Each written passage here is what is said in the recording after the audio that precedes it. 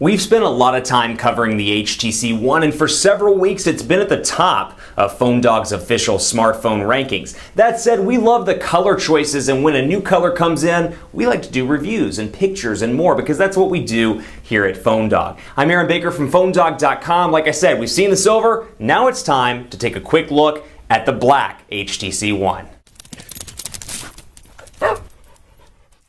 I work in wireless for a living and have been doing it for 10 years, so very rarely am I blown away, and you know that if I'm blown away by something, it's probably a major thing. One of the few things I've been blown away by, the color on this HTC One. I love the black unit, it's absolutely gorgeous, and we saw the silver one, which you can see right here, for a long time before we saw the black one. Now both were shown off at Mobile World Congress in Barcelona earlier in the year, and the black one we knew it was coming, but because of supply issues, the silver one kind of made its way through way before the black one did. But it's finally available and has been available for a couple of weeks, but you can pick this up at AT&T or Sprint. I believe T-Mobile is still exclusively selling the silver one, and that's the only one you can get through them. But this is the black HTC One, and I'm doing a quick review to show you the differences between this and the silver version. It is absolutely gorgeous. It exudes the same high-end build quality and premium feel that the silver one does. But for me, and this is very much personal preference, I find that the black one exudes even more of a high-end look and feel than the silver one. Granted, this one has a metal look and feel to it, so immediately when people look, they're like, is that a metal smartphone? But what I like about this,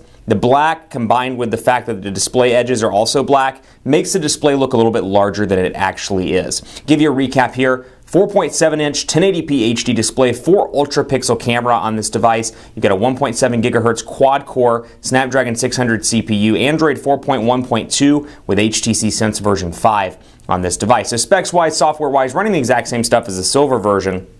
That said, the Google one actually came out today. The Google Play, or Google Experience device, excuse me, came out as of just a few minutes ago on the Google Play Store. So if you want the stock Android version, you can pick that up, but the black is gorgeous. And like I said, take a look at it in comparison to this, where obviously the display completely juxtaposes the metal. So you got black and then silver. Over here it's black and it kind of flows a little bit better for my personal taste over onto the display from the black color. But you're going to see the sides as well here, and you'll notice that they're black also, as you would expect. You got kind of a black and black, or I should say maybe a black and dark gray tone over here, whereas on this one you got the gray slash metal and then kind of a white color scheme going on. The sides on this one are white. It's a little bit more two-toned than this one. I should say both are two-toned, but it's a little bit more noticeable on the gray one than it is on the black one. So color-wise, personal preference, like I said, but take a look here just comparing these side by side, and take a look at the gallery if you're watching this on the site at PhoneDog.com. We'll have a full photo gallery just below this video, so be sure to check it out as well. But you can see again what I'm talking about here.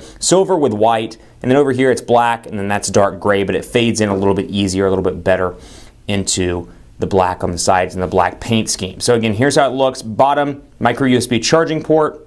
Over here, micro SIM card slot. Volume rocker over here on the right side, and actually unfortunately I dented this one to the point where it doesn't work. You can see I dropped it on a piece of metal the other day. The volume rocker is totally destroyed on the silver one. So very, very sad day. And here's what it looks like with a couple of dents in it. And obviously this massive dent that I did when I dropped it in metal. And obviously that's something to keep in mind with the black one.